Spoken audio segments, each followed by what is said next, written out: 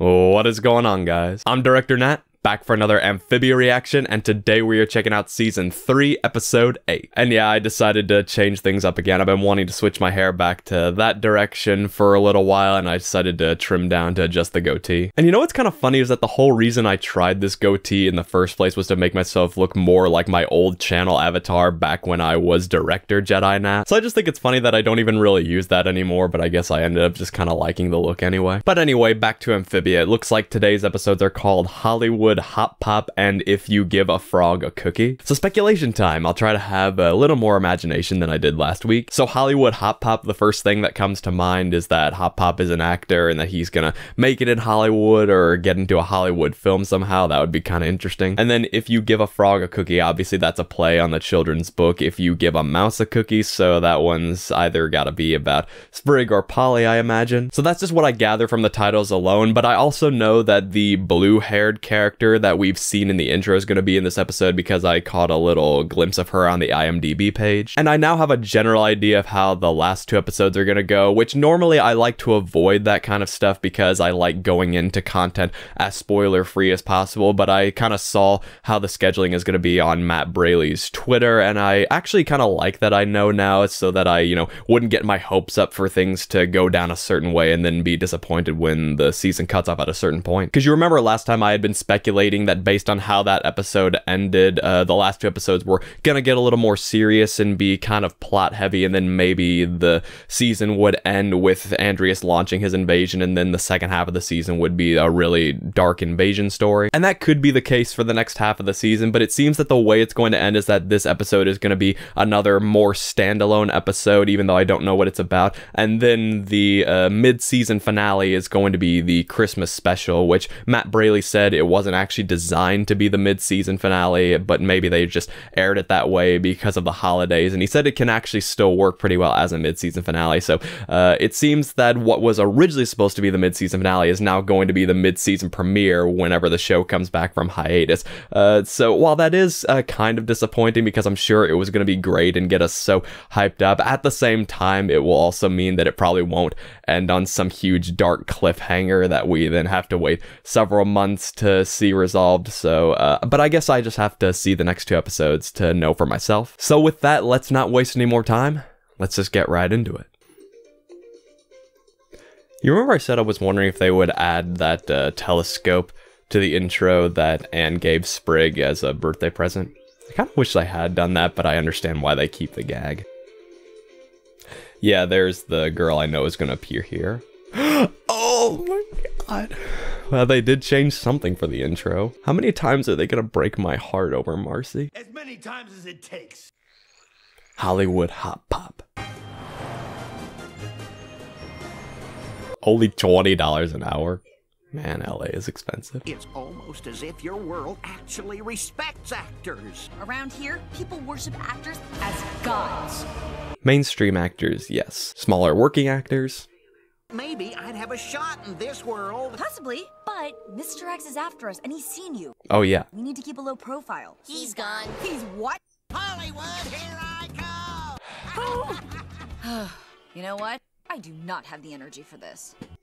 You know? Oh, hey, that's another character. Humphrey Westwood. Nice to meet you. Oh my gosh. I'm so sorry I'm forgetting this actor's name. I'll put it up there in editing, but wow. You from out of town? Yep, way out of town. What, like Sacramento? You should audition. Go ahead, take my spot in line. What? Consider this a welcome to Hollywood from me to you. Oh. Not feeling it. Such a shame, too, because everything else about you is literally perfect. Say what? Hop Pop gets to use his catchphrase. Everyone, we've got a new catchphrase. I wonder if this guy who let him go will now resent him for getting his spot. Everyone else can go home. Humphrey, wait, I took your spot. Heck, I might have just stolen your opportunity. Ah, pish-posh. It was one in a mill either way. I'm just happy it went to a nice guy. Plus, I've already waited 45 years for a break. What's a few more? I know the feeling, Humphrey. Dang. Do your elbows cracked? Say what? And why am I saying lines from that play I did yesterday? You guys have seen movies. You should know how this works by Do now. we live with somebody famous? Should we be charging rent? Should we be charging rent? Maybe. He's a busy federal employee. I'm sure he doesn't have time for TV. You'd think so. Just because I'm a federal employee doesn't mean I can't enjoy the odd episode of Judge Julie. No. Say what? Wow. And they said I was a fool to not pay for ad-free streaming. You could just get ad block like me. You have a catchphrase? Hey, you were the one who pointed out it was a perfect sitcom catchphrase. Say what? The Hot Pops delivered the perfect sitcom catchphrase. Must be painful to make so little sense all the time. The Mitch Harbor, director of Fumigator 1, 2, and 4. HP, I love your work. Oh, hey, mocap suit. Say what? Did you hear that? Oh, boy. Oh, is it really him? Don't even think about it. I'm sorry, Ann. This is too big to pass up. Ugh. Who the heck are you people? No questions, Earthman! Oh my god! Oh, they're filming the sequel. Hey, this is actually pretty realistic. Too realistic. Hey! All the cool stuff is filmed here. Suspicion Island's not real? Yoy. Don't be so gullible, dude. All the references we've gotten have come full circle. What do y'all think you're doing? This here's a closed set. Your accent isn't real? Who's gullible now, Ann? After today, you'll be the biggest frog actor who ever lived. Humphrey? Looks like you found out my day job, Amphibia. Bravo, my friend, bravo! Oh, they're gonna switch places. Now get up there. Mitch is waiting for you. No, Humphrey, he's waiting for you. It's only because of your kindness that I even had this chance, and it's high time I return the favor. After hearing you read those pages, I'm gonna have to say, you got the dang part! There he is! Get him! Not again. No, it can't be! Not again! All right, stand down. Mr. X was wrong again. Oh, man. I'm scared what he's gonna do next time. Jenny, I'm gonna need some ice cream, girl. A lot of ice cream. It's time for this old frog to stop pining after what he doesn't have and start seriously protecting the things he does. Good message. This whole experience has taught me that the real power is behind the camera. That's right, Ann. From now on, I want to be a director. So do you have a boyfriend back home? Ow!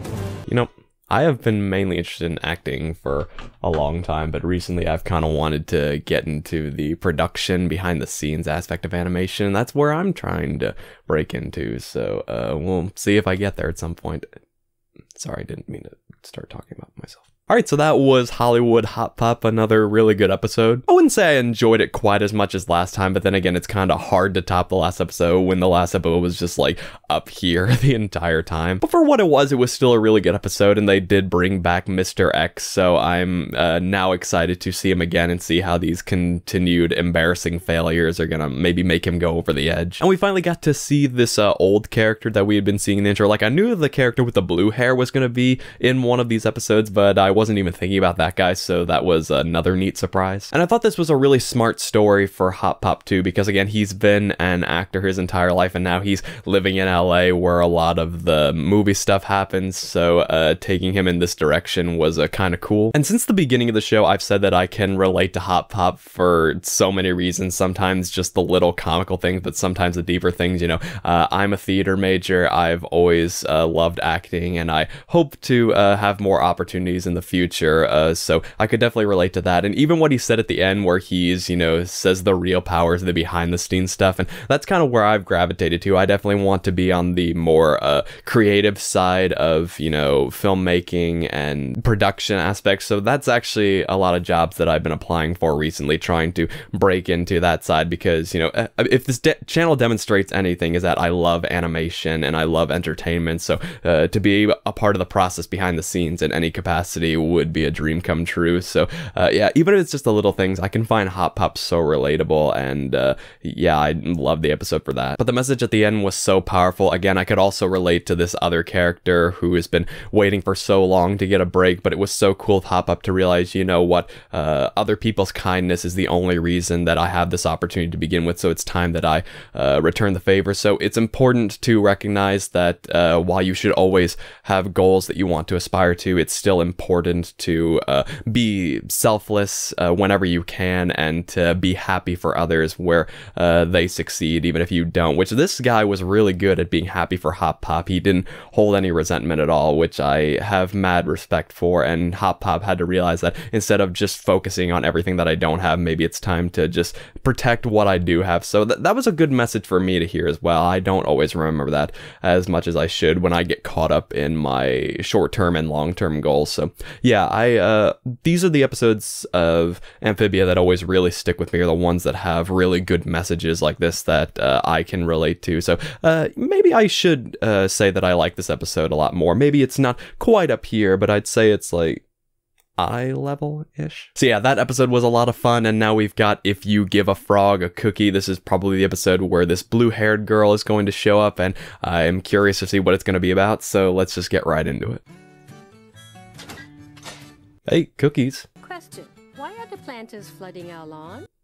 They've been really homesick lately, and I thought a swamp might cheer them up. They don't look very cheery.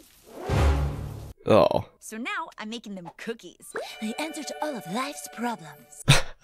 They're noodles. Asian food's heart and soul. They need to learn how to cope on their own. Maybe you're right. Oh. How did you get them so crunchy? Oh, that's the cicadas. Oh, dang. Do I smell cookies? Anne's time in Amphibia affected her more than I thought. Oh, but she was also making them for the planters. Let's clean this up and get back to the village. Sorry, the what now? Our miniature recreation of Wartwood, of course.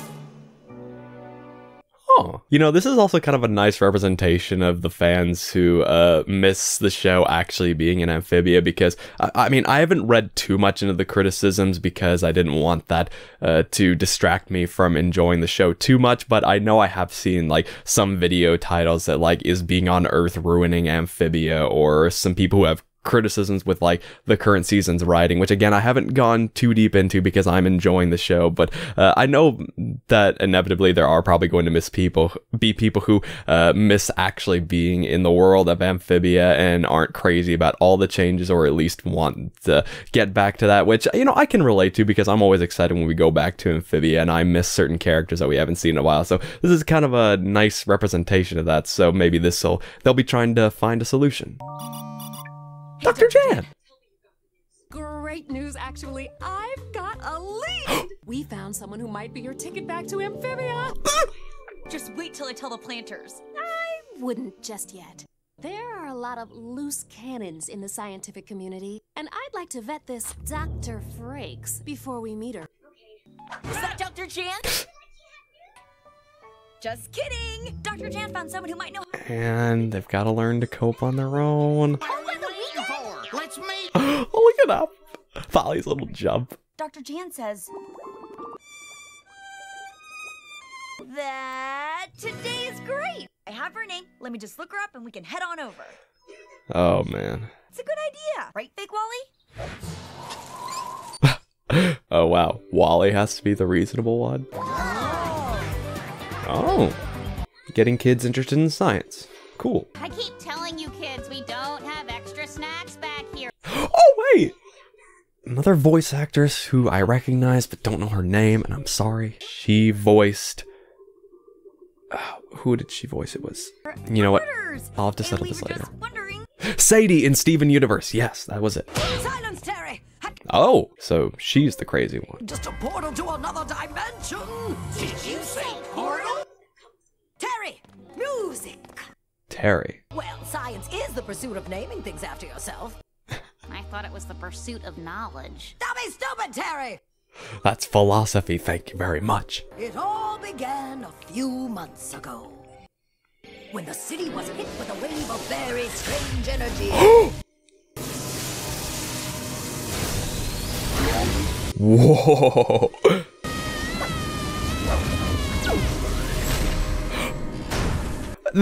Didn't Anne find those headphones in Amphibia?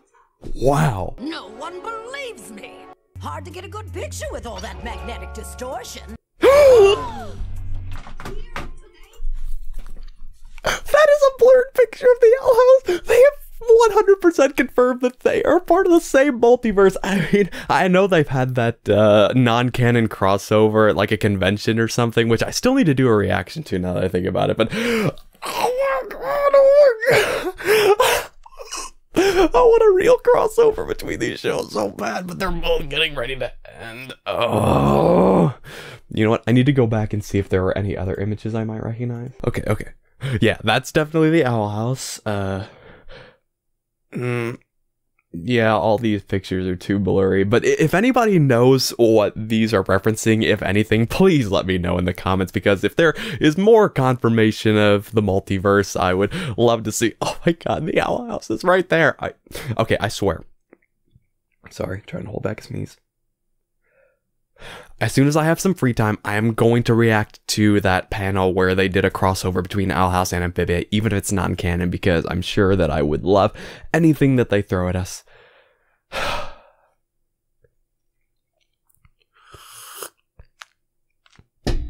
Okay, we can move on now. I think one of those pictures is Amphibia. I'm almost somewhat certain about it. The images look pretty fuzzy. One of them is the Boiling Isles. God, I'm not gonna be able to stop thinking about that now. I miss Owl House. I wanted to come back now. Me too, kid. That's rough, buddy. I miss my babies! Let's see that portal. That's what I'm... It's right there. Are you Luz's key to getting home too?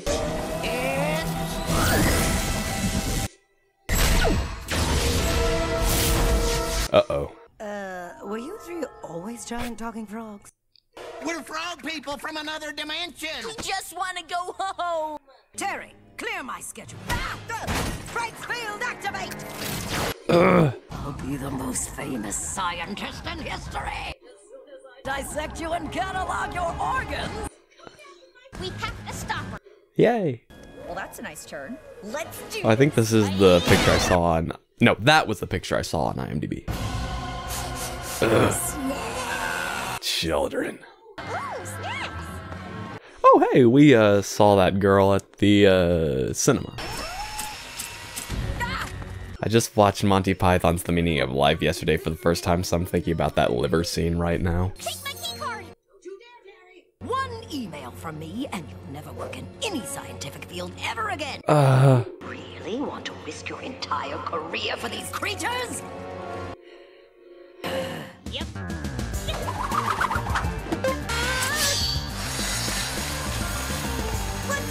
Pretty sure the scientific community will want to study the new creatures alive. Idiot. You are a bad scientist, I'm sorry. So noble, fluffy, and precious.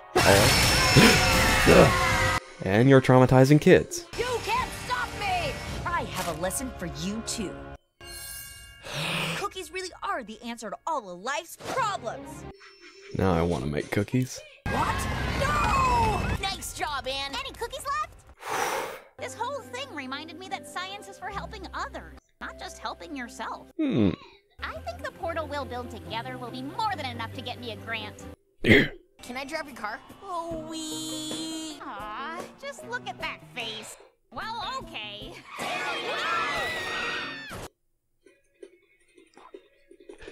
Yeah, the fun credits are back. Baby. Baby.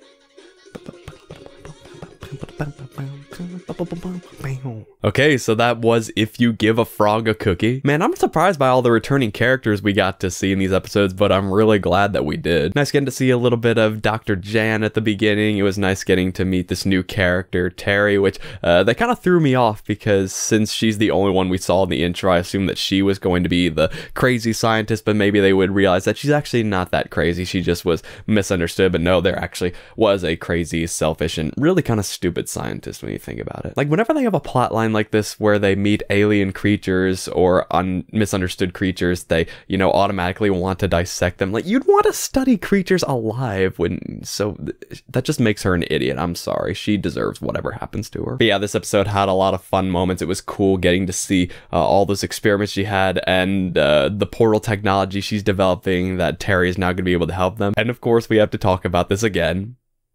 The Owl House.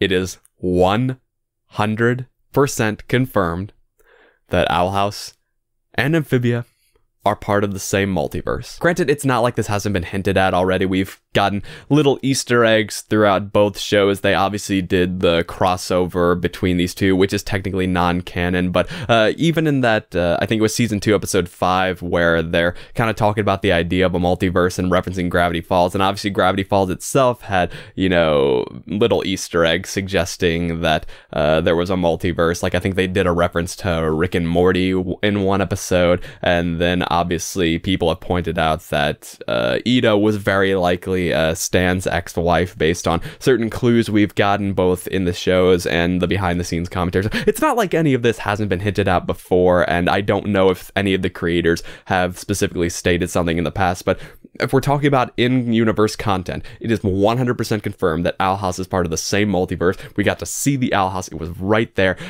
Oh my god, I'm not going to be able to stop thinking about this because I miss the Owl House so much and I'm so ready for it to come back, and I want a real crossover at some point between these characters and bring in Gravity Falls too, bring in other Disney Channel shows, bring in Rick and Morty for all I care.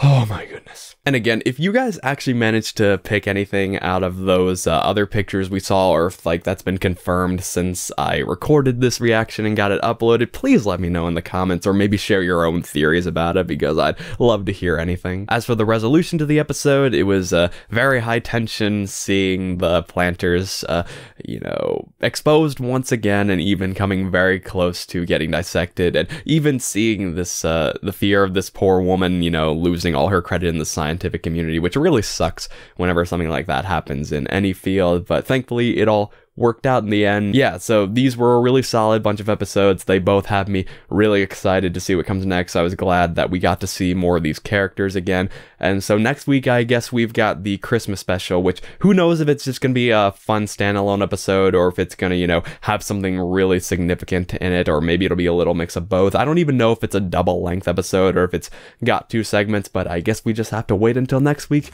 to find out. So with that, I'm going to turn it over to you guys. What did you think of this episode? What are you thinking of season 3 so far? What's been your favorite episode? What are your theories about what's going to happen going forward? And what are you looking forward to the most about next week's episode? Whatever it is, feel free to share your thoughts down in the comments and let me know what you think. If this is your first time on the channel, be sure to leave a like and consider subscribing. Also be sure to check out my other videos. It really does mean a lot. A big thank you as well to all of my patrons. Your guys' continued support is greatly appreciated. As always, thank you so much for watching, and I will see you for the Amphibia mid-season finale.